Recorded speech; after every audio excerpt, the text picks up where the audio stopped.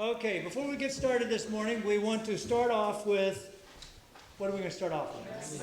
Merry Heart. Merry Heart. All right, and I'll bet you all know it by this time, so we don't have to put it on the overhead. A merry heart doeth good like a medicine, like a medicine is a merry heart, but a broken spirit drieth the bones. A merry heart doeth good like a medicine. Proverbs 17:22. Thank you. Good morning. Good morning. Isn't it good to feel good? Oh, I love to feel good.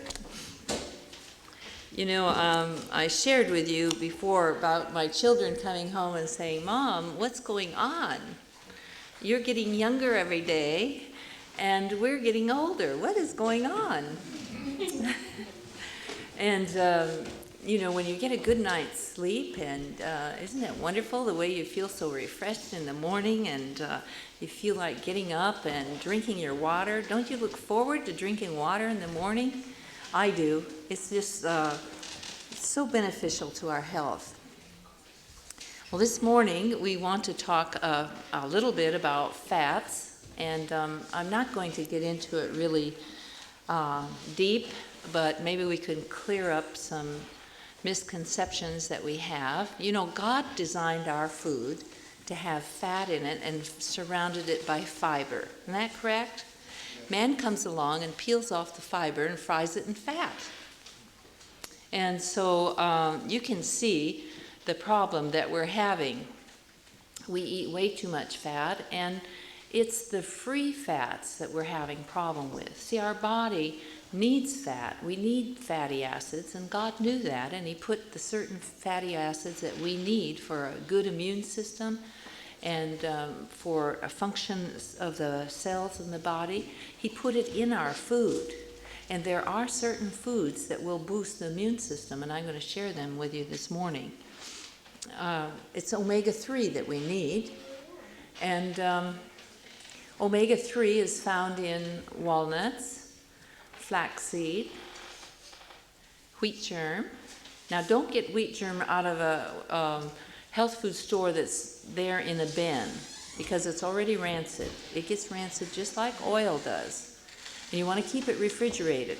Now, in America, we have a brand called Krishmar, which you can keep in the refrigerator. It's vacuum packed, and you use it and just put it back in the refrigerator, and that's what you want to look for, and not one that's been setting out and oxidized, because that's when the fat becomes rancid, that becomes harmful to us. And it's in the soybean, in millet, and that's all I can think of off the top of my head, but there are others. They have omega-3, a fatty acid that rebuilds cells. It helps our immune system. Those foods boost our immune system, and we need to put them in our diet. Then the next one is omega-6 that we need, and that is found in the seeds and the nuts. And by the way, almonds are the king of the nuts. They're very nutritious, but you can overdo on nuts very easily. And they have in the test, they show you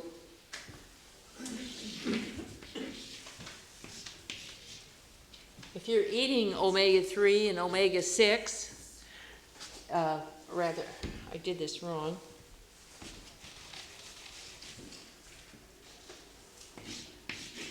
Cancer is way down on those who are getting omega-6 and omega-3. But if you overeat on them, the sign goes like this.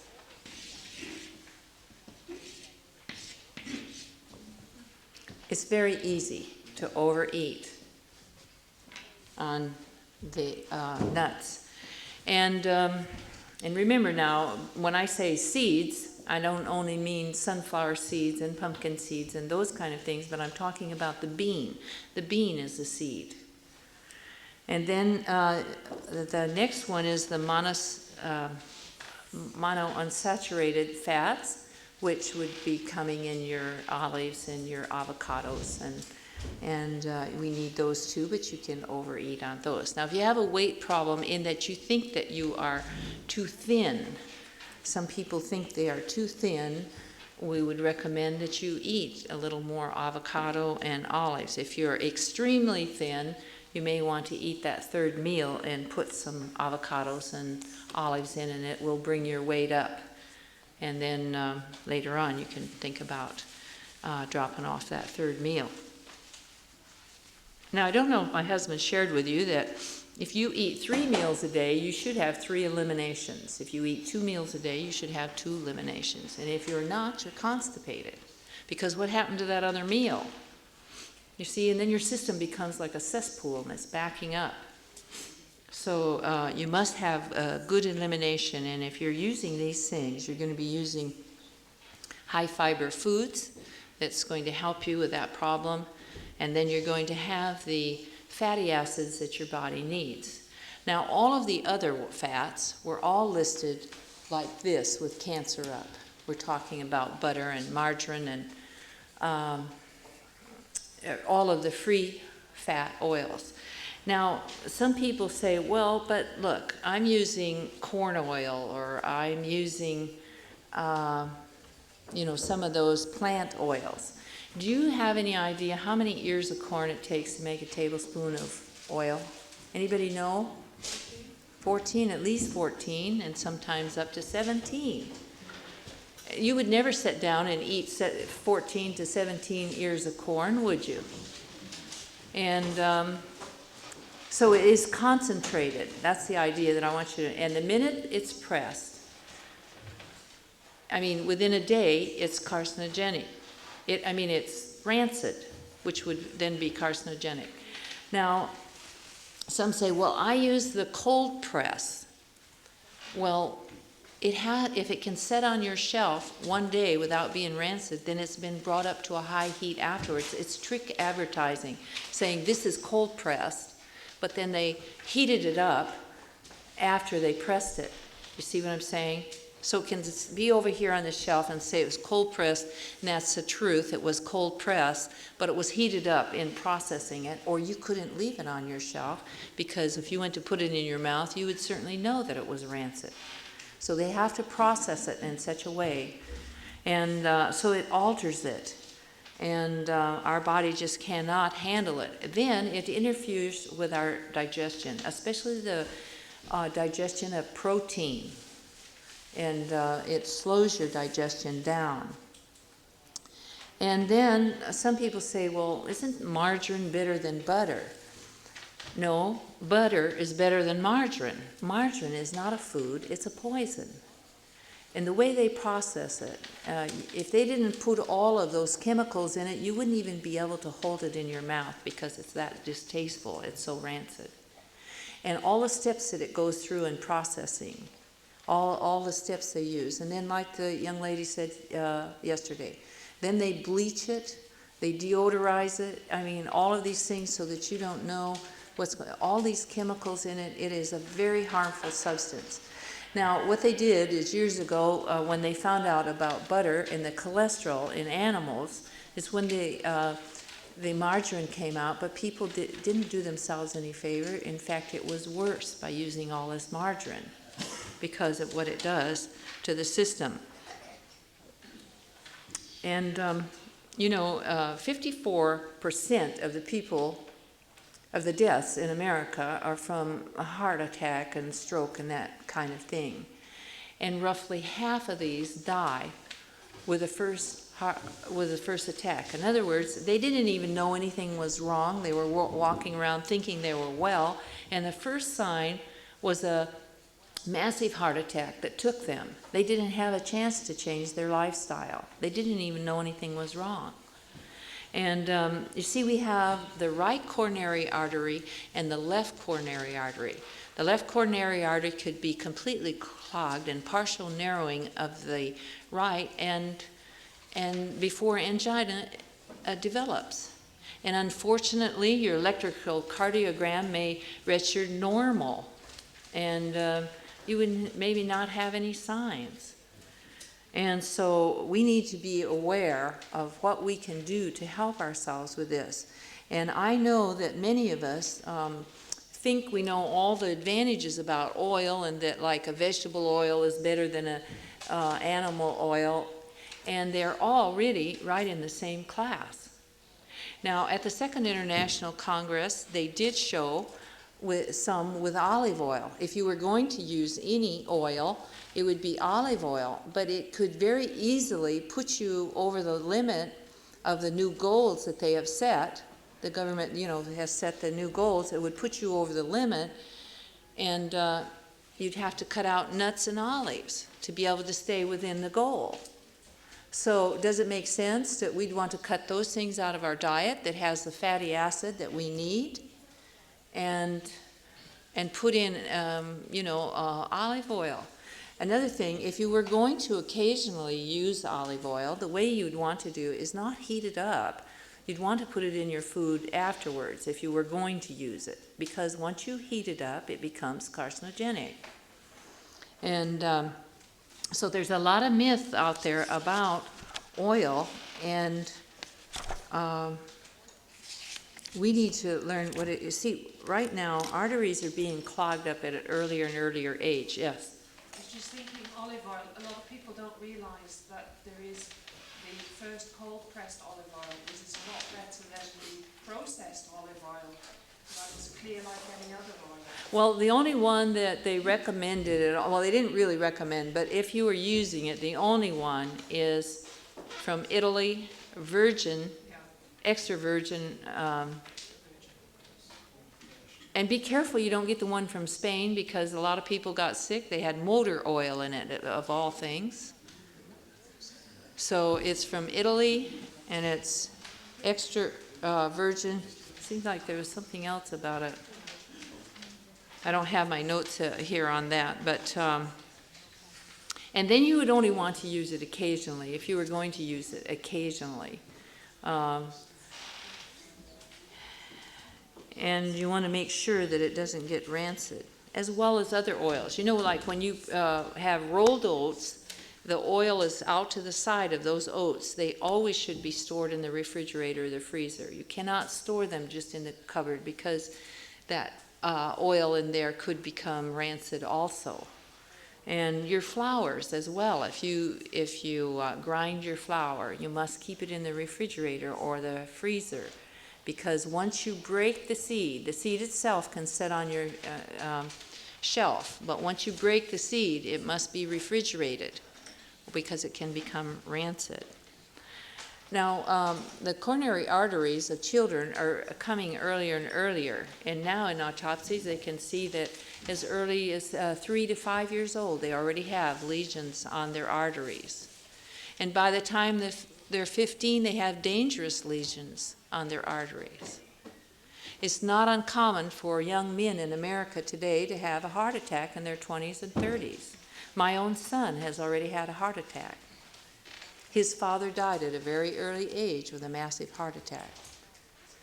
And we just need to be aware of what we're doing, and not only that, for ourselves, so that we can help other people who do not have this information and do not know that what is clogging up their arteries. Is this ready to go? Maybe I could give you a little better visual picture of it if you would put this one in for me first. Or maybe this one. Put this one in first. Let's kind of see what happens when you eat a fatty meal. I think you push down.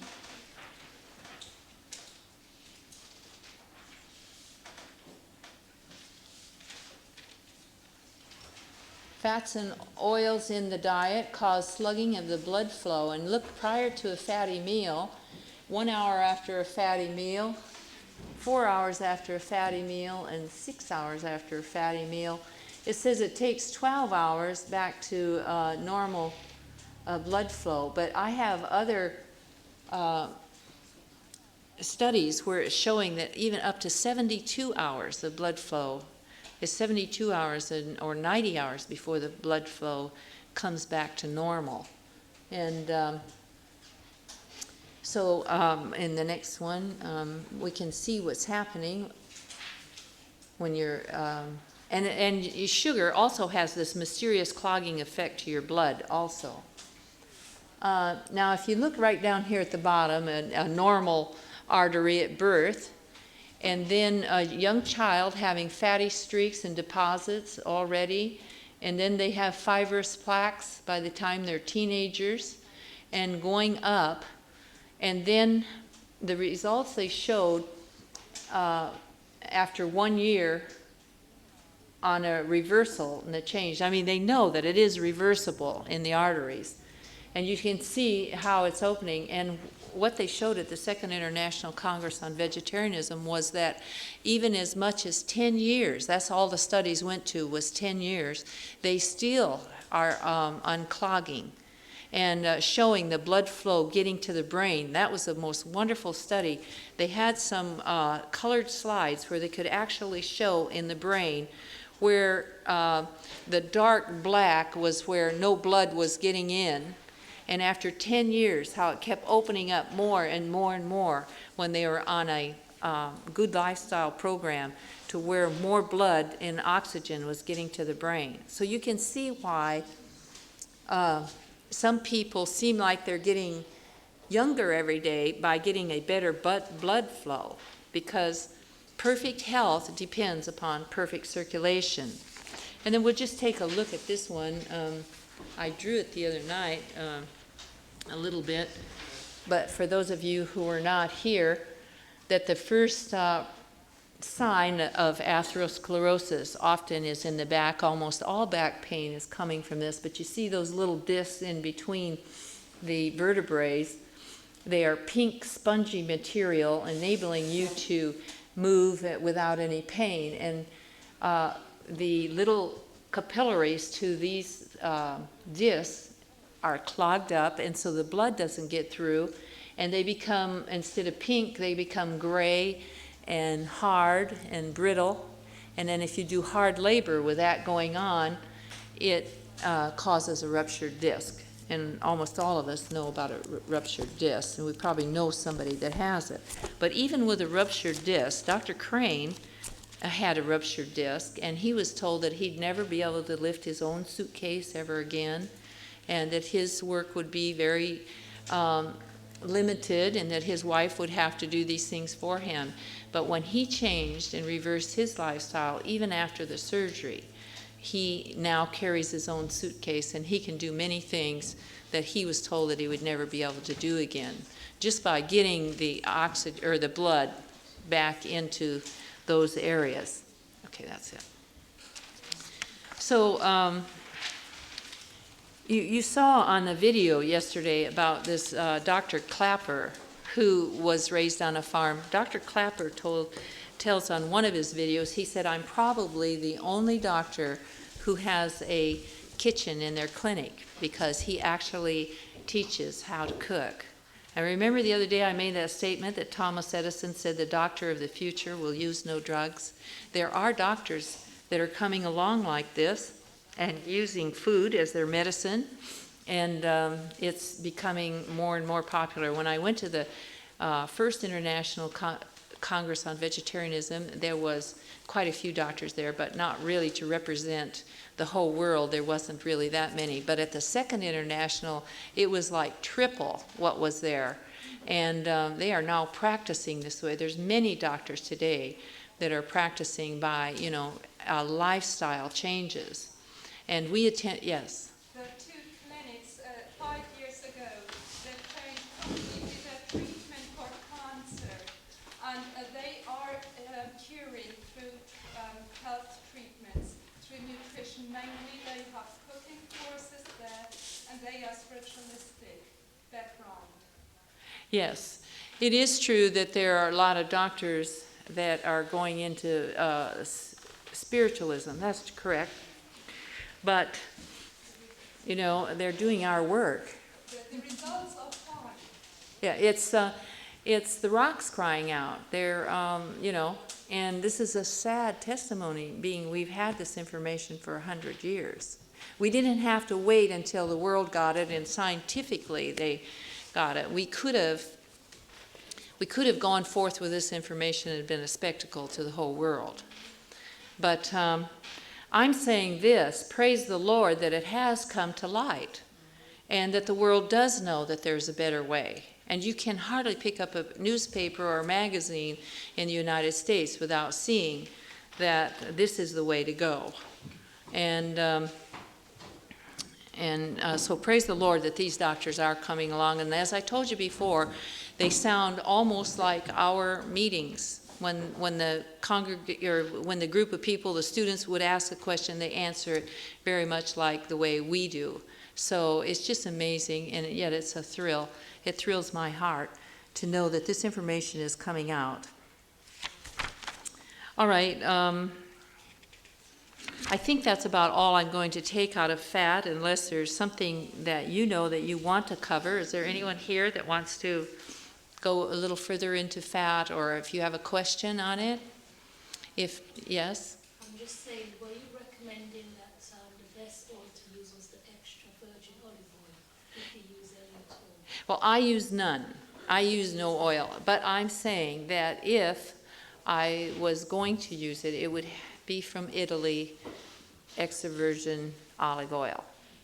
And if I was going to use it, I wouldn't use it more often than once or twice a year or something like that. But, you know, I mean, we all have to make these decisions ourselves. And I know that that it's a refined product, and I'd rather get mine in the olives, so I get it all. And you know that if you have stomach problems, if you just eat 4 olives with every meal for a while, you could get rid of those digestion problems. But you can't do that with olive oil. Yes? What's about the soy water? Is that any? No, it's processed the same way. If it's in the same, they've altered the fat in order to do that. It's harmful. Way in the back. When you actually have a recipe which calls for fat, could you suggest some alternatives that we could use just to make things easier? Yes. General alternatives. Okay, what I usually do is just leave it out. I don't know why every recipe says you have to put fat in it. But like in bread, we've used applesauce, avocado. And the only thing about avocado, it makes a really nice bread and it's really tasty, but it does change the color a little bit. And you know, so if you're serving it to a guest, for us, we don't mind it at all, but if you're serving it to a guest, you want to make sure that your bread looks like bread. And if I were going to use oil, that probably would be the only place that I would use it, would be in the bread. Have you put on crushed sunflower seeds? Sunflower seeds is another one, another way that you could. But now in a recipe that calls for oil, say we're talking about a different recipe with cake or cookies or something like that, what you need to do is change your recipe. You know, you just need to find recipes that are not calling for that, and we have some excellent ones. If I ever was home long enough, I have some stored here that I haven't got on paper yet, and that they're really, I mean, the Lord is really blessing and giving us recipes. And remember, that was a promise that he was going to, when it was time to get off of milk and eggs and cheese, and well, cheese has never been an issue. I mean, we weren't supposed to be using it anyway, but milk and eggs and whatever, that he would give us tasty recipes, and we have them. And yes.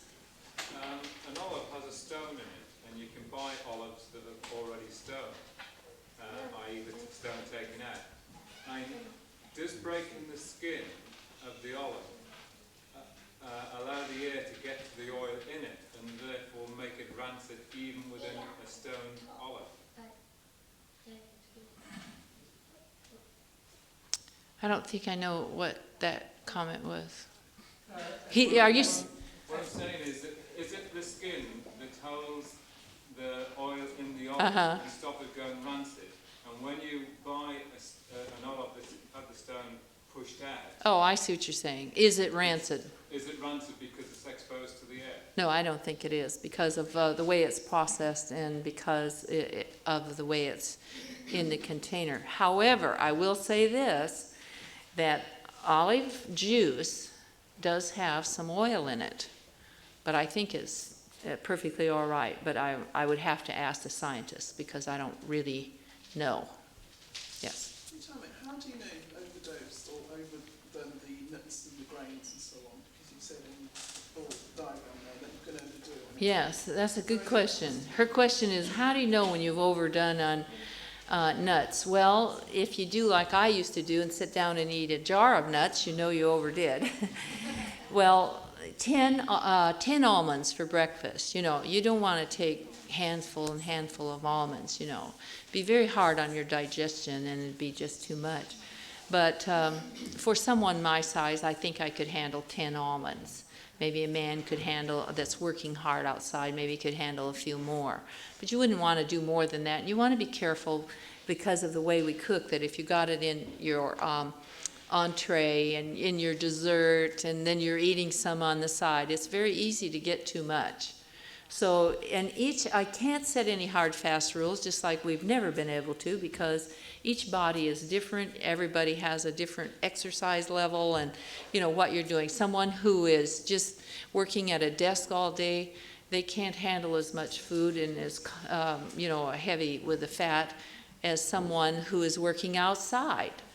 And so we just all have to use good judgment on that. I saw a hand down in here, but I don't remember who it was. Yes.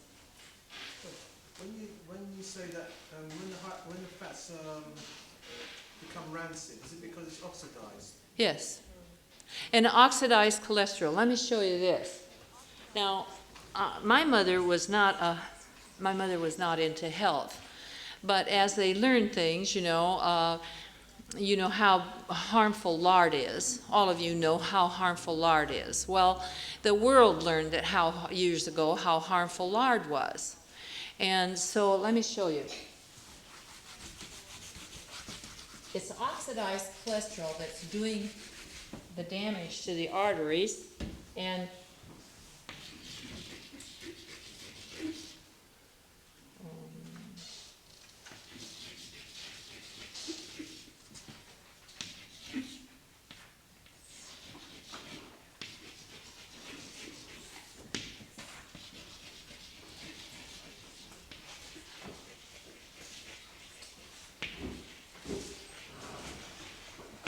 okay, all of these, which one do you think does the most damage to the arteries? Lard? Some people think lard. The combination of milk, sugar, and eggs. It does damage to your arteries that takes 3 days to repair, and most people have eaten it by then again. And guess where the combination of milk, sugar, and eggs is? Ice cream, custard, chocolate, cakes, all those little pastry cakes, and it's all oxidized cholesterol, and usually rancid oil, and the eggs, the cholesterol in the eggs is oxidized, and then the sugar has a mysterious clogging effect on the blood, and then the milk. And we got a report just before we came over here. What's so interesting is a lot of people who have heart attacks and they're told about milk and what have you, they cut down to skim milk. But in this new report, it shows that the calcium and the lactose, isn't it? Is that the right? Lactose and the calcium is what is being stored on the artery wall, and so they're getting that anyway. And in the article, someone was interviewing and said, well, why don't you give this information to the public? They said, oh, well, see, it would hurt the dairy industry, and so we just don't even let the information out. I think it's wrong. Yes. If you had a nut-based butter or a seed-based butter, such as tahini or peanut butter, would that be also rancid? Okay, first of all, you cannot put peanut butter in the same line as like nut butters. because peanuts are a legume. So it's, if you're talking about tahini and cashew butter and almond butter, that is all right, but you must keep it refrigerated. You know, you just can't store it on the shelf like many people do. Now, peanut butter doesn't fit in the same class, and yes. Just wanted to say that there have been some thoughts about peanuts being, because there's a certain sort of mold. I remember in the summer you were talking about peanuts having a certain mold growing on them, so therefore they are... Well, I'm usually very cautious about talking about peanut butter because I don't want to be stoned.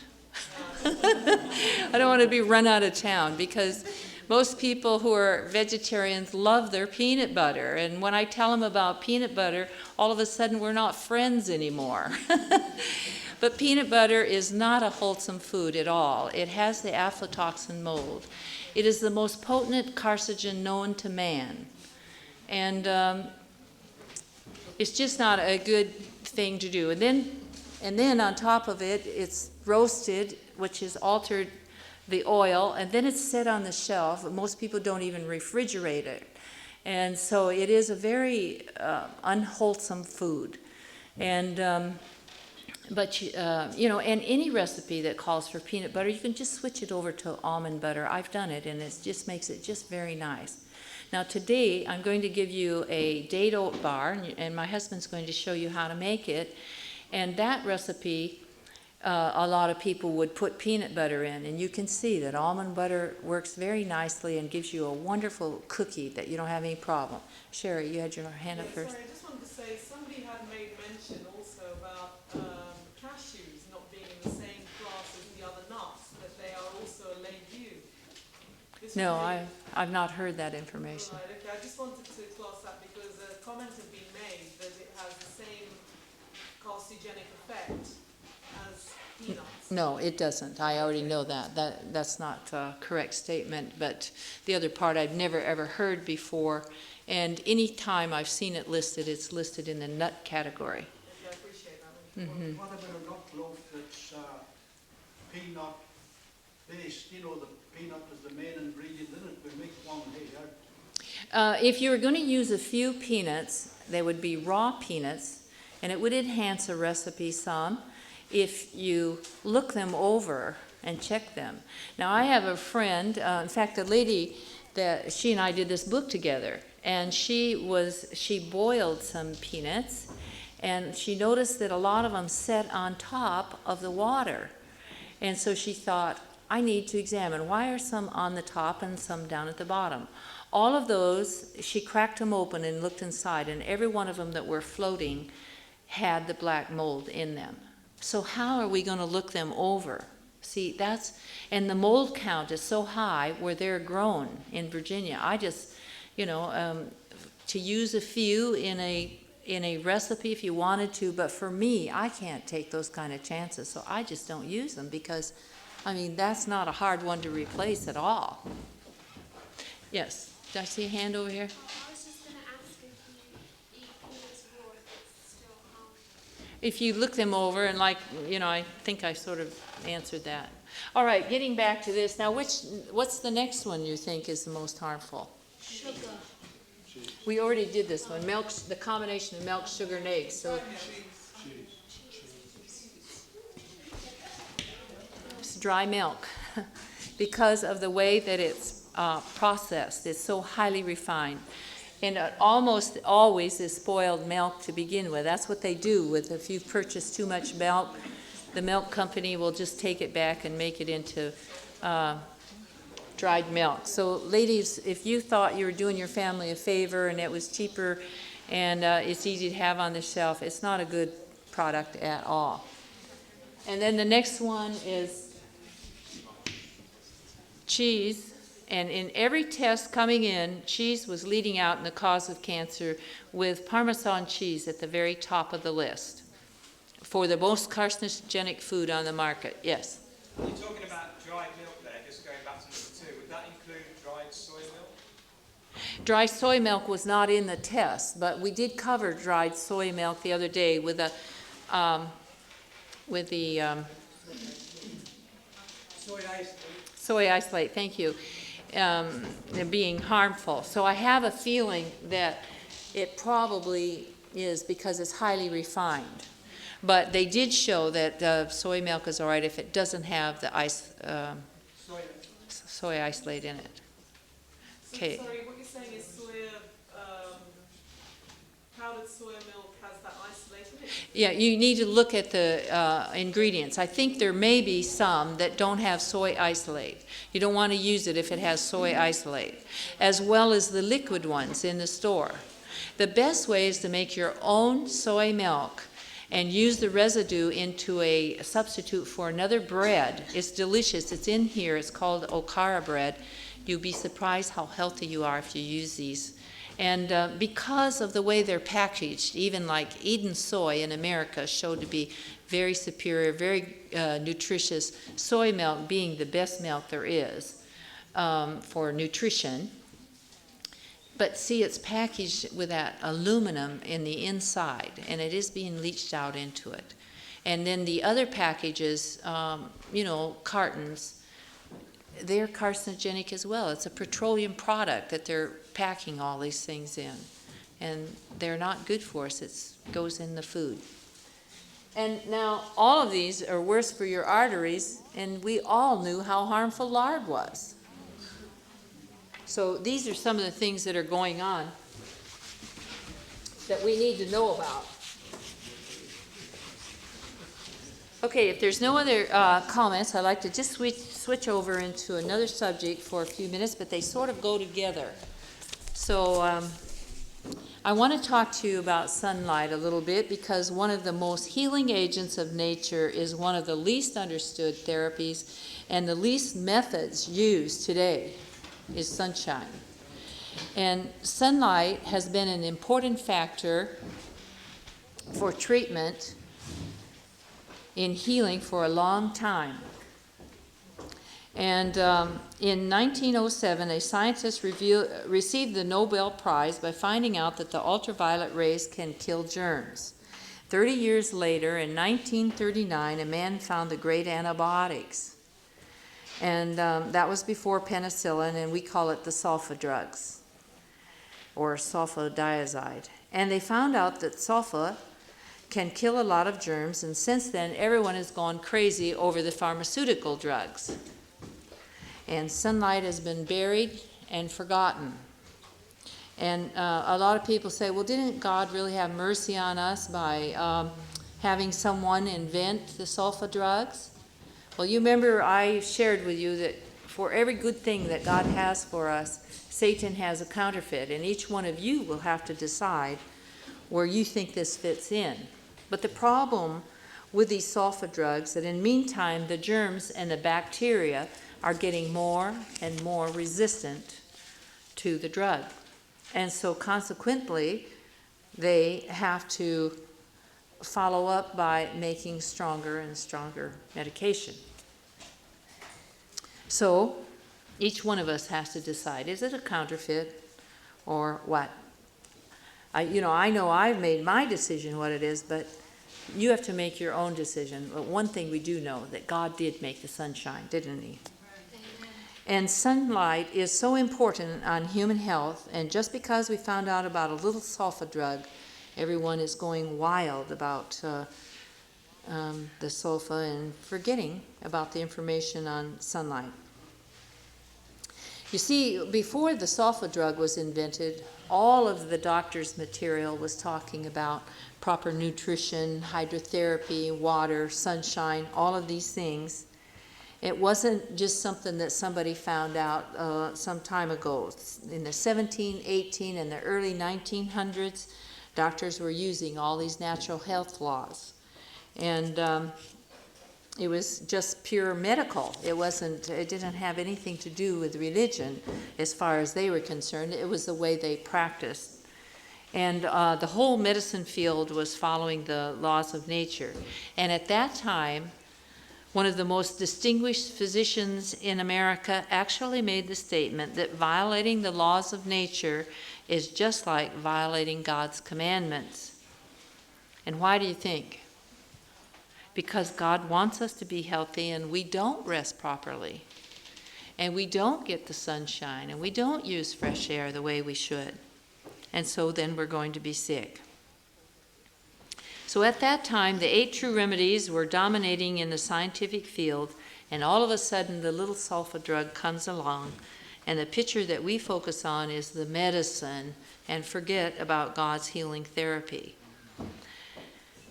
And, you know, I already showed you that drugs depress the immune system, and they have very harmful side effects.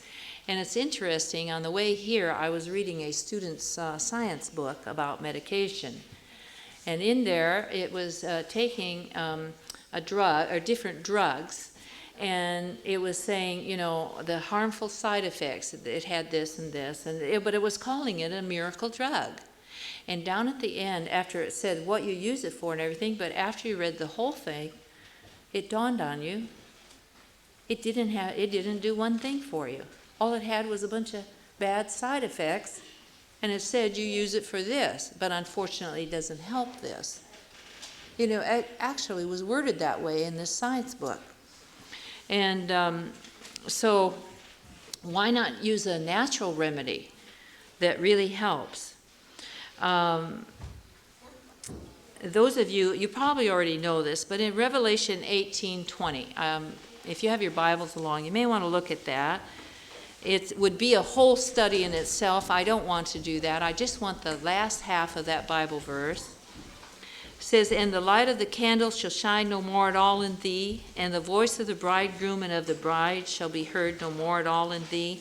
For thy merchants were the great men of the earth, for by thy sorceries were all nations deceived." Well, now I used to believe by thy sorceries. I always thought that was witchcraft. And it does mean that, but it's not the first meaning. You know what the first meaning is? I looked it up in my new Bible. I'm so grateful for my Bible that has the Greek and the Hebrew in the back. I looked that word sorceries up, and it said pharmakia, pharmaceutical, and then drugs. So now listen to how it reads. The bride shall be heard no more at all in thee, for thy merchants were the great men of the earth, for by thy drugs were all nations deceived. Listen, everybody today is on street drugs or medication. My own mother takes a plate of pills this big. Didn't I say Revelation 18:23? Did I? Remember what I said, or what I meant to say, and what I said may be two different things. Revelation 18:23. Now, if you're ever depressed, or if you have a loved one or someone you know is depressed, what would you suggest they do? Snap out of it. But listen, you can't just say snap out of it. You got to, you know. Well, that's what the world says, isn't it? yes, right. And or take this drug, and it'll pep you up, and you're going to feel better.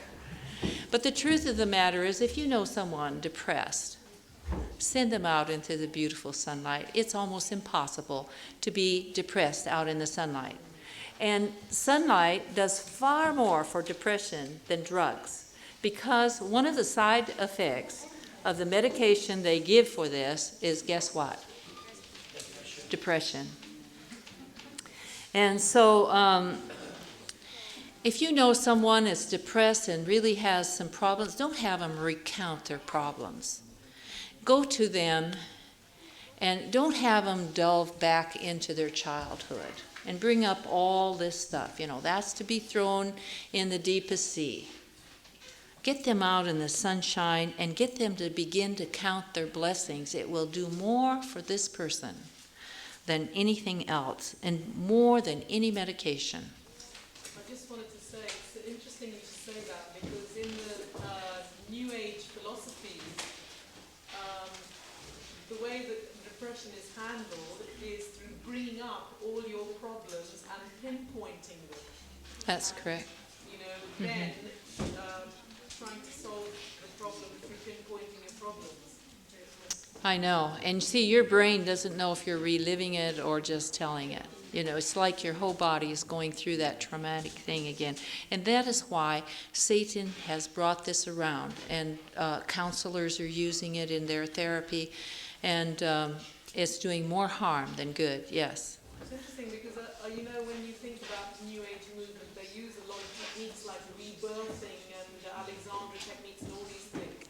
And many of those, and hypnosis techniques, and many of those are used to bring up your memory, bring up from your memory bank things that have happened in your childhood so that you can focus on those things. And if you can't remember them, they will tell you what happened. Right.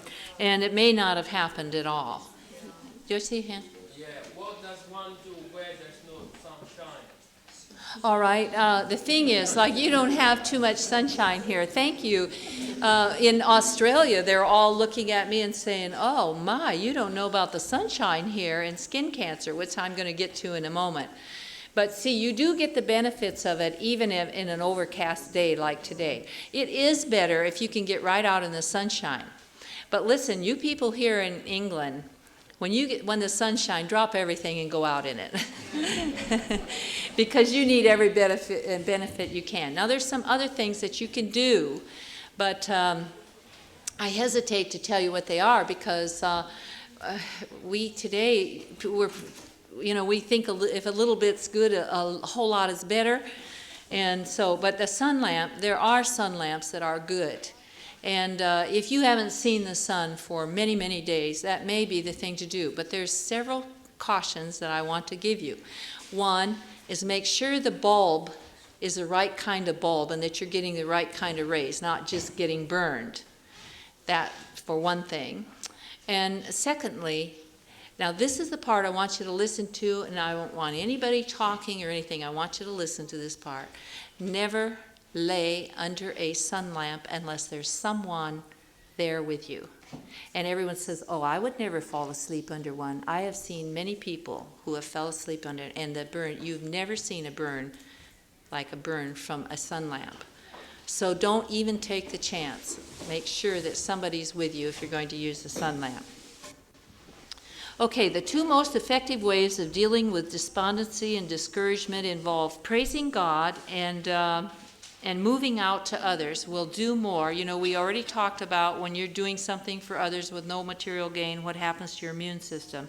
The first involves a relationship with God by recounting God's blessings, by literally lifting one's voice in praise to Him. A power otherwise unknown to man is available to Him. In this way, recognizing the matchless love and concern of God for us, our own problems seem to diminish rather than escalate. Now let me give you some of the benefits of sunshine. Sunshine is so important for our well-being. It parallels exercise in many of its benefits. It lowers the blood pressure. It decreases the resting pulse. It increases the cardiac output. It decreases blood sugar. It increases the glycogen stored in the liver and the muscles, making your hormones work more efficiently. And it decreases those byproducts of the body that interfere with your defense against disease. God created sunshine not only for our well-being, but for healing. And then think of the Bible verse, Malachi 4:2. But unto you that fear my name shall the Son of Righteousness arise with healing in his wings. And it's spelled S-U-N there. And I think that God had this correlation about the Son and the Son of Righteousness so that we, his people, would understand that there is healing, because all healing comes from Jesus. Isn't that right? Amen. And so how we ever forgot that sunshine was healing is beyond me. And why all the medical field? I mean, just if you just think about a hospital for a moment, it almost breaks the health principles here. You can't get a fresh air. I've tried to open a window in the hospital. You can't get it open. It's built that way. It doesn't open. And so you have no fresh air. And, and usually the blinds are pulled. You can't get the sunshine in. And, the list goes on of the principles of this. And now they will admit, most medical people will admit that sunshine is healing, and they do try to get their patients in it one way or another. Now, what is causing skin cancer then? You know, I mean, did God put the sun up there to cause us to have cancer? No, he didn't. It's what man is doing. Do you know that it's the high-fat diet that's causing skin cancer? See, if you have a high-fat diet, you need to be frightened to go out in the sun. But if you're eating the way you're supposed to and getting the proper fatty acids, you don't have to be afraid of the sun.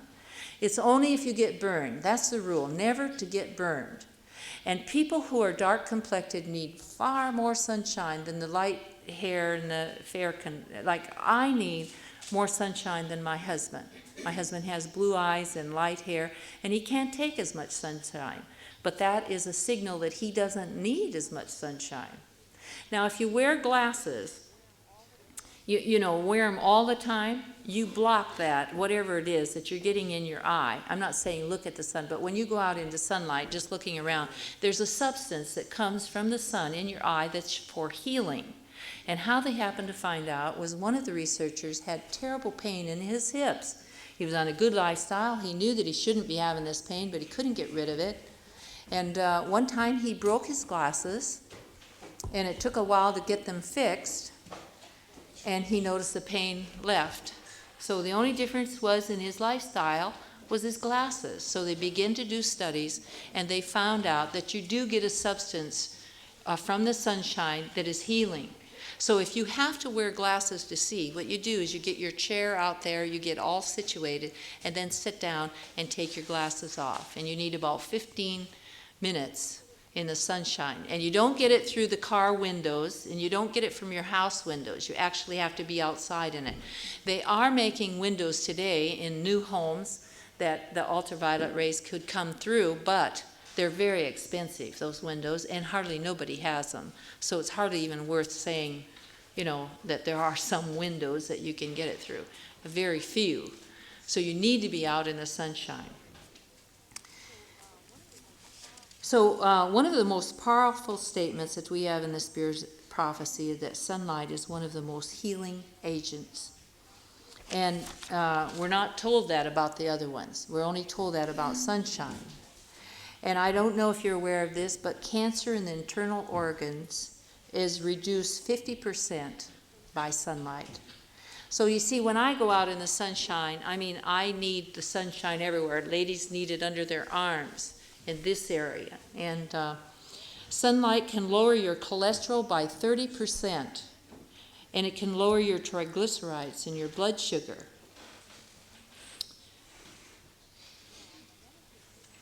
Now, another thing that is causing skin cancer is what we're putting on the skin. You know, all of those suntan lotions, they all have tar in them, and they cause you to have skin cancer. And if you rub oil on the outside, it's the same as ingesting it. You don't want to do that. If ladies feel like their skin is dry, there's a vitamin E, a vitamin D, and a vitamin A in a cream form that you could use on your skin. But I wouldn't even say you'd want to put that on your skin and go outside. So you may want to use it before you go to bed or something. Sorry, can you repeat that, please? What? What you're talking about? You can, if you feel like you need some oil on your skin, you can use vitamin A, vitamin E, or vitamin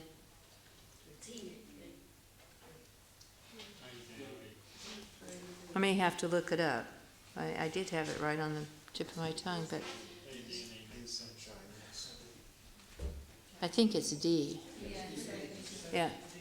Question, what about things like cocoa butter and... No, they all would cause skin cancer. Scientists tell us today that long exposure to the ultraviolet rays of the sun can cause skin cancer. What is the answer to that? Yes, that's what we were talking about. It's the high-fat diet that's causing it, not the sunshine. We do know the ozone layer is being destroyed, and we have to be careful. So it's not a good idea to go right out. You don't have much of a problem here because you don't see the sun that often. But in America, we have to be careful not going out right at noontime. So we would go out in the morning hours and in the late evening, or, you know, the early afternoon or late afternoon. And in Australia, they have to be careful. But listen, in Australia, I made this statement, and one lady raised her hand. She said, I had 220 some odd skin cancers, and I went up by the equator, and I had none. So it's not the sunshine. Sunshine kills cancer cells. It's what we're putting in our body. It's what we're ingesting that is causing the skin cancer. Excuse me. Yes. Before I went on my diet and started eating properly, I used to get allergies from the sun, so it'd come out in a rash and itch. Yes. And I don't get it now when I go out in the sun. That's so correct. It is the additives as well in our diet. Yes, it is. Thank you. That will make us come out in rashes. Thank you. I've met people all over the world that had that, was allergic to the sun until they changed their diet. And then they could go out in the sun and no problem. Way in the back. What about suntan lotion things? You shouldn't wear them. What kind of, well, Suntan lotion. no. What about sunblock? Now, there are a couple of sunblocks, but you want to be very careful with those even, because some of those have things in them that are not good. Well, the consultant has told me to use sunblock on my daughter when she goes out in the sun. I mean, will that stop her absorbing the goodness from the sunshine? Well, yeah, I think it does. I think it blocks the ultraviolet rays. I think so. I think that what you need to do is make sure that she gets her sunshine early in the morning, and forget about using the sunblock. That would be my advice. But I mean, I don't want to go against your doctor. Something you have to decide yourself, you know. Yes. Yeah, what would be a substitute for cocoa butter if you can't use cocoa butter? Okay, now I didn't get it. Could you tell me what he said? Cocoa butter. What about it? What about using cocoa butter? Cocoa butter fits in that same class. You're putting oil on your skin. Yeah, but what would be a substitute? What would be a substitute? Your skin.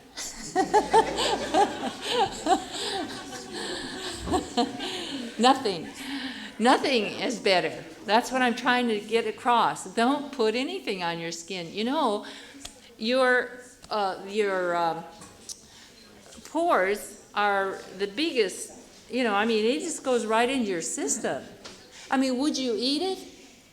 Would you eat it? Because it's going to go right into your system, right through the pores. You know, if you haven't used anything like this for a long time, you can put it on your skin and you can taste it in your mouth in just a very short time. So it's just like ingesting it. So you don't want to use anything. And especially because you're so dark complected, you shouldn't use anything. You need as much sunshine as you can get without burning. Yes? What we want to say is because of the kind of high levels of chlorine in the water, you find that a lot of people suffer from having very dry skin, especially in this country. Uh-huh. Now, obviously, you know, So I noticed since I've been here. people put oil on their body in order to counteract that effect. Because otherwise, I'm saying if you want to use it, use vitamin E. Yeah. That'd be very good. And do it at night before you go to bed. And then, Vitamin E oil. yes, vitamin E oil. You can buy little bottles of it, and it'd be much better for you. Yes, some people do use olive oil. Uh-huh. Yes. I was going to say, if we exercise a lot more, then the sebaceous glands of our skin would increase the sebum output. So hence there would be really no need to use any cocoa butter or things which are harmful to the skin. That's right. If we would exercise more, we wouldn't. You're absolutely correct on that. Everything would work more efficiently, and you'd find. And another thing, if we'd eat properly, and you know, ladies, if you have a lot of dry skin, eat lots of parsley. And some people say just by eating more parsley, they can correct the problem. But if you want to do it quickly, use the vitamin E. And there's a couple of other in the health food store that you can get. I think there's a D and an A, isn't there? Yeah. Yes. All right. If there's no other questions, we're going to go on with our demonstrations, or we're going to demonstrate a dado. Did you have another? Did I see another hand? I don't want to cut anyone off. It's just, yes. Just going back skin. A lot of soaps are very alkaline, and that makes the skin very dry, doesn't it? My husband's going to show you some things on alkaline and acid. And but we're going to do a date. Now, who would like to learn how to make a nice cookie for lunches? You want to do that? Oh, okay. Well, maybe we should have someone that hasn't done it. Let's have this man right here. No, we're going to have this man right here because we want you to know that men need to learn how to cook healthfully.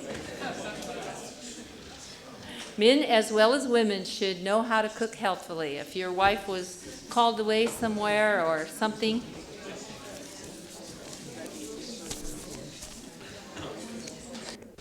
Okay, could I have your attention for a minute while they're getting us set up? Let me show you something else. I tried to tell you on the paper, and a couple of people didn't quite understand, but I want you to think about your health like this. This is the best your health can be up here. And as we go through life, putting in, all of these chemicals and high fat and high protein and smoking, drinking, whatever, somewhere right about here comes allergies. But see, we don't have, and then after allergies comes the dread disease like cancer and tuberculosis and what have you. But we don't have to do this. We can work up this line as well. And Dr. Thrash has a test that you can go and take. And I took it some years ago about how many of these things were still in my lifestyle. And I had quite a little few dots by each one of those things. A few years later, I took it and I had less dots. And then the last time I took it, there's some that you just can't get rid of. I had very few dots on there at all. And you can do the same thing and work up the line rather than continue to go on down. Are we ready? Okay, my husband's going to help you with this.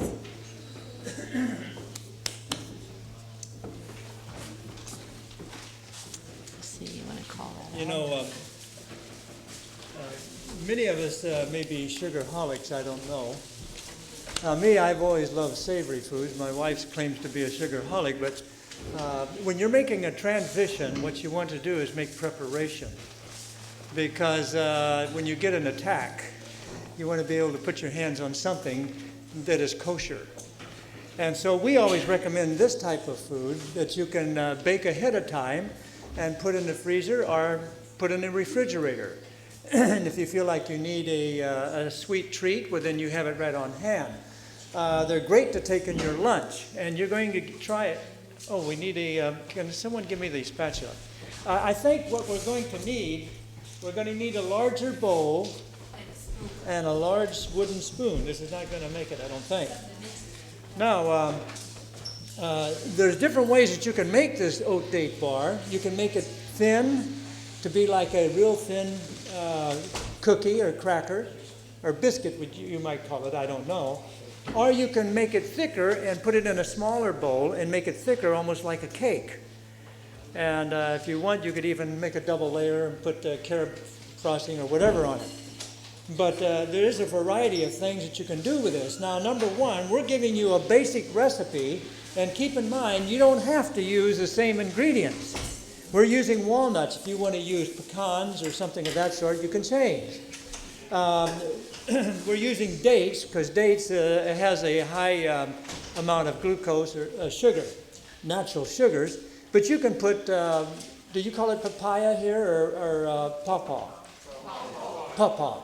Okay, you can put pawpaw or pineapple, dried pineapple. You can put dried fruit in this as well. You don't have to stick with just the ones that we're showing you. But now first, when you mix this, put this mixture together, you want to put all the dry ingredients in the bowl at one time. Now, if you want to put all the dry ingredients, what was your name? Anton. Anton, that's right. I remember it now. Okay, Anton, you want to put all the dry ingredients in the bowl. That's it. That's right. We're putting in the oats. There's 2 cups of coconut. Yes, put the coconut in. Coconut. And that's it. Now, just a moment. Could you, somebody have the girls to come out for just a moment? Oh, how many of the coconut did you put in? You put 2 of these. 2 ice and 1 coconut. What was in and the salt. You want to put salt in. There's supposed to be 2 coconut and 1 oats. They got 2 oats and 1 coconut. So the mixture is not quite kosher. But we're going to go ahead and... What am I getting you? Just tell me what to do. I think this will do it. Let's just try it this way. Okay, oh, wait a minute. Let's see. Was that... I need some information out here, please. Was one of those oat flour and one just rolled oats? Yes, correct. Okay, then we need another cup of coconut. They only had 1 cup of coconut. Okay. This is a recipe that my wife made, and she just stumbled across this by accident. No, And, I worked on this. I developed it. Well, you developed it after you stumbled on. No? No, okay. Anyhow, she was making up a product. No, I wasn't. I said I had a recipe that I tried, and I tasted it. I said, this would make a good cookie. So I worked on it until I turned it into a cookie. Well, that's what I'm talking It about. was Yeah. not an accident. I knew I had the story there somewhere.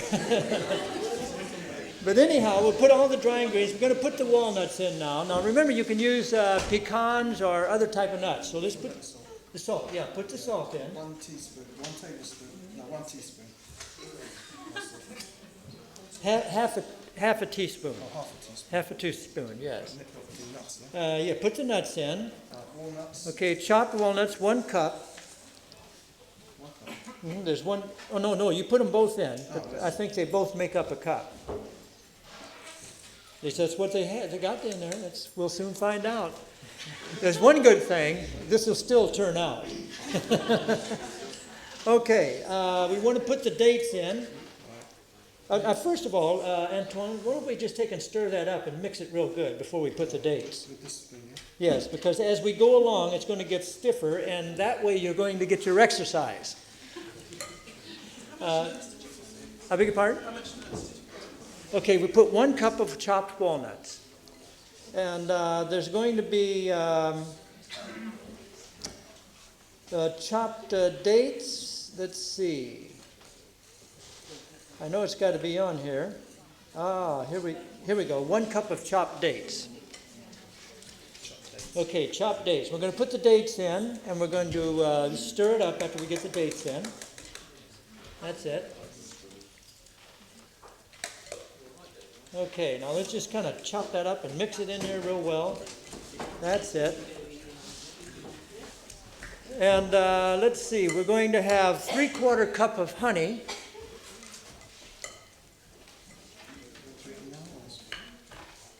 And you're going to have, you always use almond butter, but today we had no almond butter, so we're going to have to use peanut butter. But almond butter, it really gives it a nice flavor. And I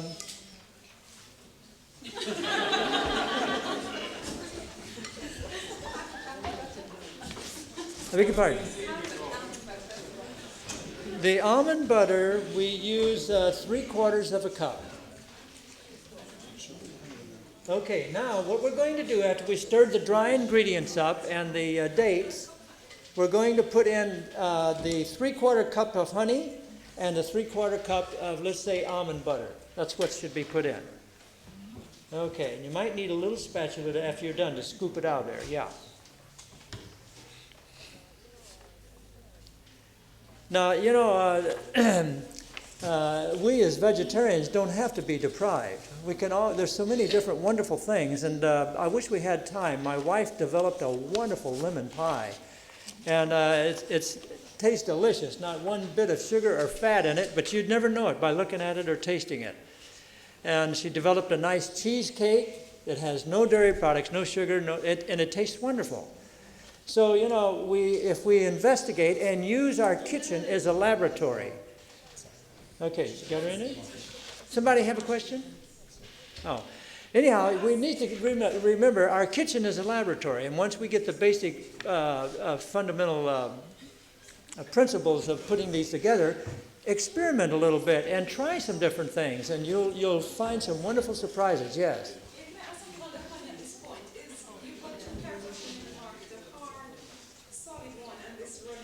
Okay, right. When he puts the butter in, the nut butter, and he also puts the honey in with the dried materials, it gets stiffer as you stir it. And he's going to stir this a little bit. No, what I'm asking is about the choice of honey. You know, we have two types of honey. Oh yes, dark honey, light honey. Yes. Is there a better, or does it make any difference? No, it doesn't make any difference, but the darker the honey, the stronger the taste. So the runny The lighter the honey, from what I found, is more mild. Now I see a head shaking no. Is there a reason? No, she's asking about runny or hard. The runny honey has been heated or at least warmed up, so it doesn't go hard again. Oh, I see. Yeah. Well, we use the soft honey because so it will stir and mix in better. Is what we do. If you have hard honey, I would suppose you could warm that up and make it more fluid. Now, this may take a little time. I can see right now that Antoine's going to be busy, so if I could get somebody's attention in the kitchen, can I have a runner to... Oh, good. Would you tell them to bring some of those out? Maybe we could just finish that up in the kitchen, Antoine. Could you bring me some of these out that are in the bowl? We're going to put these in the kitchen. But now I want to say this. When you get through with this recipe, this is what you do. I would like some of the oat bars here to bring out so I could show them. This is what you do. When you get through with the recipe, you put it in the bowl and you kind of even it out with the spoon throughout the bowl. And then you get a saran wrap or cling wrap and put over the top. And you press it down with your hands. Now, if you don't press it down, what will happen is that it'll come out flaky. It'll fall apart. Put a little film over the top and press it down. Or That's what I just told him. Put the film, the saran wrap. You can see we work together very well. I thought you said with your hand. The right hand doesn't know what the left's doing here. But you can see, and they turn out quite well. You're going to get some of these at lunch today. Now, we've made these a little thicker, so they're more or less like a cake. But you can make them thinner like a cookie. But like I say, they come out about this thick, and you can double layer them and make a nice cake and have carob topping on it if you want it. This is a cookie. Now, I like soft cookie. But when you're having a bad diet, the softer the cookie meant the more oil. And so I miss the soft cookie, and that's one of the reasons why I put this together. It's a cookie, it's not cake. I think of cake entirely different than my husband does. But see, it's the way you were raised. Right. Well, see, she thinks of a soft cookie. I think of experimenting. Yes. You said use cling film. I believe there's two types of cling film. One is, causes cancer, and the other one doesn't. Oh, okay. I don't know. We're not familiar with that now. If we'd like to. Excuse me. Years ago, there was a scare in this country that some cling films, I think when used in microwaves, caused problems with the food. It leached the chemicals. But remember, we're not using any microwaves. I don't know whether it was the heat that caused the problem or whether it was just the chemicals in there. So would it not be better not to use cling film? Well, I'm glad you brought that up. Well, you could use wax paper. Anything to where you could press it down with your hands and get it nice and firm in there, and then take the spoon and kind of push down the edges a little bit. Yes. They do tell you on the box which one is all right, which one is Oh, they do tell you? Yeah, repeat Good. that too. Yeah, she says that it usually tells you on the box which you can use and which you can't. Okay, now the next thing we're going to have is tahini dressing. Now, I'd like to say a word or two about tahini dressing, or tahini. You folks know what tahini is, don't you? It's a sesame seed butter. Now, there's several recipes that you can make out of tahini. Honey, did you make it clear that they bake this afterwards then? Oh, yes. Bake this at 350 at 20 minutes. Yes, you have to bake it. You don't want to eat the raw oats and what have you. You bake it for 350 at 20 minutes. Now, tahini, you can get it most, probably in any store around here, can't you? And you can get large amounts. Now, my wife, we were just mentioning the other day, my wife and I always carry a jar of tahini with us.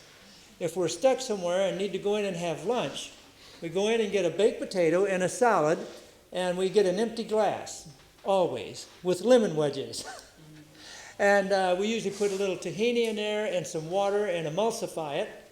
And then we put lemon juice in there and a little salt, and we usually make a dressing out of it for our potato or for our salad or whatever. But now you can make wonderful salad dressings out of tahini. And when you emulsify it with water, it makes the polyunsaturated fats easier to digest. And you can also make garlic butter. You're going to get a taste of that today. We made some garlic butter to put on the toast with tahini, and it's very simple. Tahini, and some people like to put garlic powder. We take and put tahini and raw garlic. We like to put fresh things in everything we make. So we chop up raw garlic and put salt in it. It completely changes tahini. It doesn't taste like it does when you get it in a jar. What is tahini? Tahini is sesame seeds ground up, just like peanuts ground up into peanut butter. Yeah, it's all it is. It's sesame seeds that are ground up and made into butter. In fact, I would like to encourage every one of you folks to get your own. Have you ever heard of a Champion juicer? Let me tell you, they're fantastic. When we're out of almond butter, we just throw them in there and nothing flat. We have almond butter. We can almost make it as we eat it. So Champion is really, and as far as juicing fruits and what have you, it works great. Now, the other thing that I wanted to share with you as far as the tahini, how many of you just have nothing but fruit in the morning?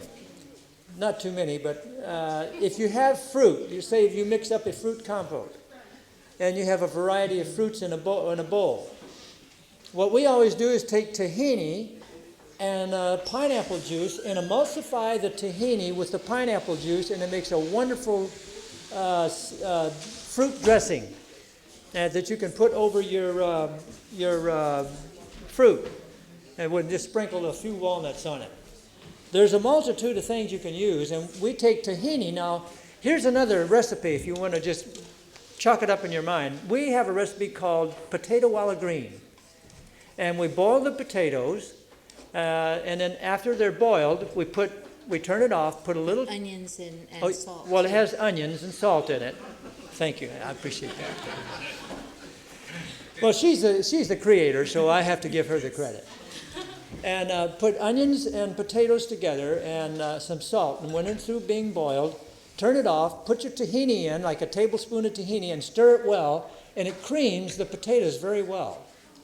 And then chop up some greens, any kind of greens. We put in a lot of parsley. Kale. Okay, kale too. We put in parsley or kale or something of that sort, chop it up real fine, and throw it in there, and they don't cook. And then, man, you talk about a dish. It's delicious. You'll really love it. And remember, as we were saying the other day, parsley is good for people that have water retention. It's a, what do they call the medicine that gets rid of the water? Diuretics. Okay, thank you. I lost track of myself there. It's a great diuretic, parsley tea for a diuretic. Also, greens have an abundance of what? Calcium and chlorophyll. And chlorophyll, remember what we mentioned, is the closest thing to blood chemistry as your blood. Okay, now what we do is the mixture, all tahinis are a little bit different. So you'll just have to mix it by ear or by eye, one or the other. But just put in your tahini first in a bowl and make it a little bit larger type bowl. And then don't put all the water in at one time. You want to just put just a little bit. This isn't dressing, this is garlic bread. Garlic spread? Spread. Oh, not bread. Spread. Okay. You put in just, I thought you was going to have the drink. It's coming in a minute. Oh, okay. It's not quite ready. Okay, we're going to put in just a little water. Now, we don't want it too liquefied. And you want to stir it up. Some people put it in a blender, but this is just as fast. And you'll notice that as you stir it up, it gets whiter. And what it does is it gives you more tahini. Now, some people don't like the taste of tahini when it's right out of the jar. I love it. But if you really want to taste something different, emulsify it with water.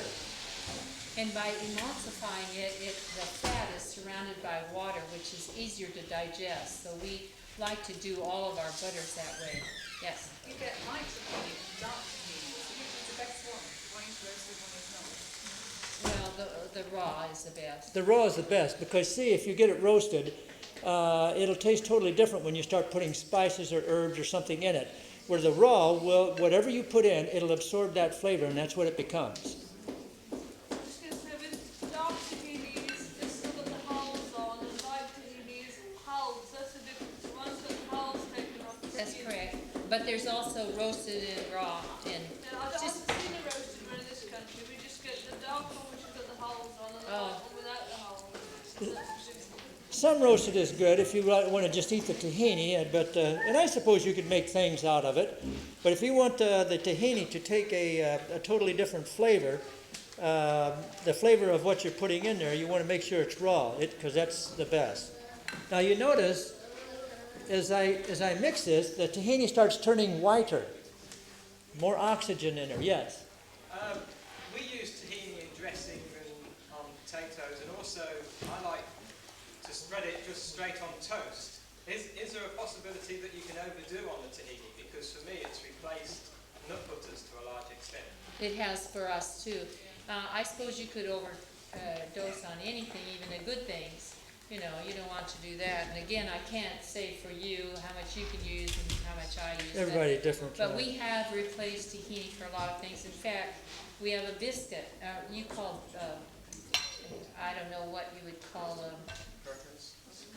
Trusket? scone. Yeah, Scone. we make scone with tahini for the oil, and it does very nice. Okay, I'm just going to say that. Keep in mind, tahini is very high in calcium. It's a good source of calcium. And wasn't it zinc?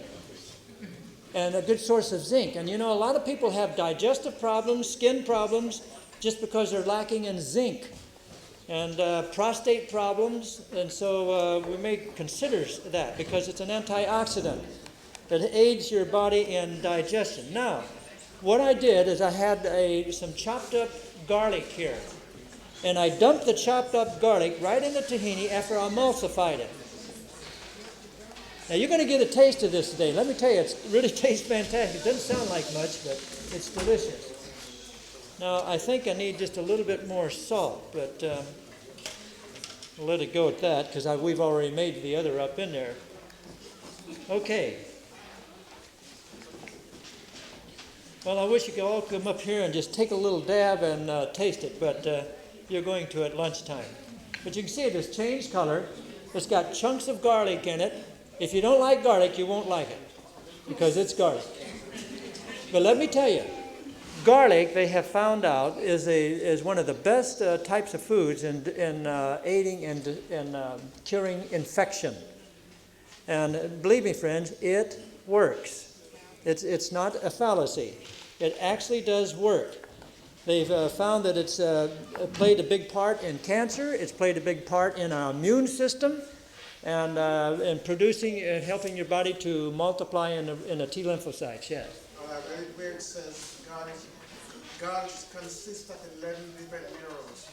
He's consistent in what? 11 different minerals. Oh, yes. Now, you see, all these things are in the scriptures. You know, a while ago, she says that about the sunlight in the eye and how it heals. Do you know what the Bible says?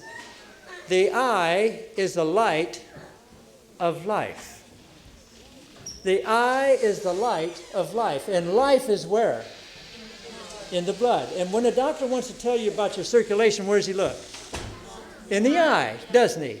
So you see, these rays get into the eye, affect the blood, because that's where it can come to the blood even closer. The sun will also penetrate the skin. Did you ever hold your hand up to a light and see your hand through it? the sun will penetrate into the blood. And I know of doctors today that sit back and open their mouth and let the sun go into their mouth because it destroys bacteria. Okay, you want to show them that, Antoine? Okay, you want to hold it up? This is, after you press it down, this is what it looks like. Yes? I just wanted to know about garlic. Is it, well, there are people who eat garlic every day, raw garlic. I'm for one, but I just wondered if there was any, could you kind of Elaborate? OD on it, you know? I don't think so. I never have. Now, there's some people that have very sensitive stomachs that can't handle it. If it does bother you with a sensitive stomach, be sure you put it in your food to eat it or eat something beforehand. But now me, I can sit and eat this with a piece of bread, or I can eat raw garlic, or I can... Another thing that you can use garlic for is with tomatoes and chopped up raw garlic. You warm up the tomatoes and the tomato juice, and or you can put it in a blender and blend it to where it makes a juice, tomato juice, and then you put some raw garlic in it and drink it. It's very good when you have a cold. What about the idea, some people believe that you shouldn't take it every day, that you should have maybe 3 or 4 days? Oh, okay. The reason is because they're saying that you probably would build up an immunity to it, and if something happened, you'd have to take a whole lot. And that's possibly true. What you probably should do is just eat a little bit every day. And if something happens, then maybe double it. Yeah, right. That's what I usually do. But I do cook a lot with garlic. Yes, I saw somebody who had a garlic rash. Is that right? Now, they possibly... He was having sort of half a dozen cloves of garlic each day. Oh, well, that's absolutely, that's ODing. And yes, I'm just saying cook it in your food and then occasionally take some. But I wanted to say something else about the, we're going to get the dressing out here. Could you ask them if they have the dressing? They want me to demonstrate the dressing. Now, I'd like to turn you to another text to elaborate on what my wife just said just a moment ago, if you would like to write this down, and it's in Revelation 16, verse 8 and 9. When the 7 last plagues, I can say this because most of us are Christians. In fact, probably all of us are Christians in this room, I'm sure. We found that in Revelation 16, it talks about the last plagues of Earth's history. And if you look at verses 8 and 9 of chapter 16, you'll find that the sun did what to men? It scorched men, didn't it? And it scorched them because they refused to repent and give glory to God. Now, what did we talk about the other day? What is giving glory to God? Whatever we eat or drink or whatever we do, give it all to the glory of God. And so they repent to do that. Didn't want to repent and do that. And you notice that it scorched them. Now, I don't know if my wife mentioned this or not, but when you have a high cholesterol or high fat content in your body, that's when you receive the skin cancers. When you have a low cholesterol, low count in your body, it turns cholesterol into what? Vitamin D. So you can see the connection there. Okay, now we're through with the... maybe I'll let you take that spread back here for me, Antoine. Thank you. Okay, now we're going to mix a salad dressing. Now, anytime you're mixing tahini and those type of things, you more or less have to gauge. Now, some people like a salad dressing that is quite fluid, and some like it nice and thick. So, everyone can gauge the salad dressing to their own taste or to their own consistency.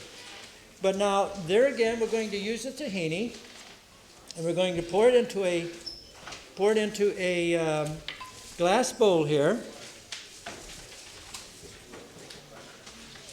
And I might add, if you store things in your refrigerator, what we have found, and I'm sure maybe some of you folks do the same thing, is we usually get glass jars that have lids.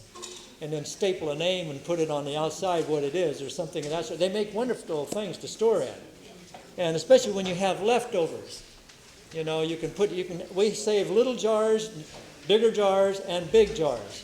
So depending upon what we have left over, so we can store them in glass jars. Okay, now what we do is we add water. Now I don't add a whole lot to begin with because it's too bad we don't have this up, a mirror where you can see what we're doing here.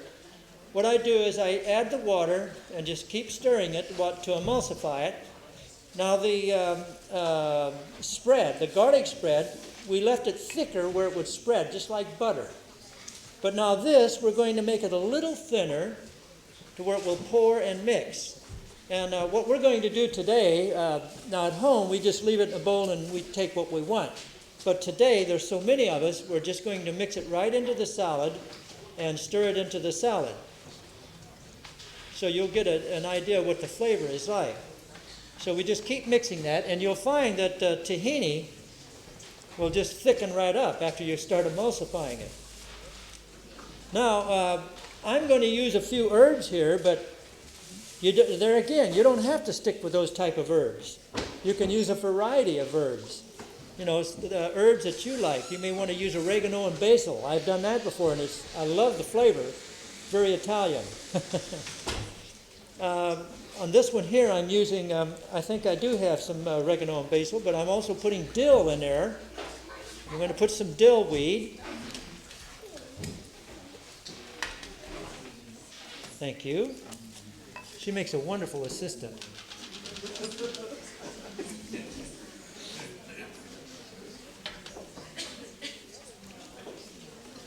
Now, as you can see, the other was more or less like butter. This here I'm stirring up, and it's becoming more liquefied. Now, if you want to do it in a hurry, there again, if you're going to make it more liquid, more fluid, you can put it into a blender. Depends on the amount that you're going to have too. Okay, now, what we're going to, I always do this by eye. You know, I never take and measure like 1/4, one this. I just look at it basically, and now we know that basil and oregano can be very powerful. So I don't like to overload it with it because then it kind of destroys doesn't give it the real taste. It just kind of destroys it. So I put just enough where you can get a hint of those things that are in there. But now dill, oh, this dill? That's parsley. Here's fresh dill. Okay, now dill, that certainly isn't very much, but I would put more dill than that. I would really load up on the dill. And the garlic, you may not want to use too much. It depends on your taste. Some people like a lot, some people don't. Now I just take and dump just a little bit in there to give it a flavor. You just want a hint of those particular spices or herbs, and the garlic, onion powder, the same. Now you could chop up raw onions, like green onions, the end part, you could chop them up very fine, and you could put those in there, and that would work as well.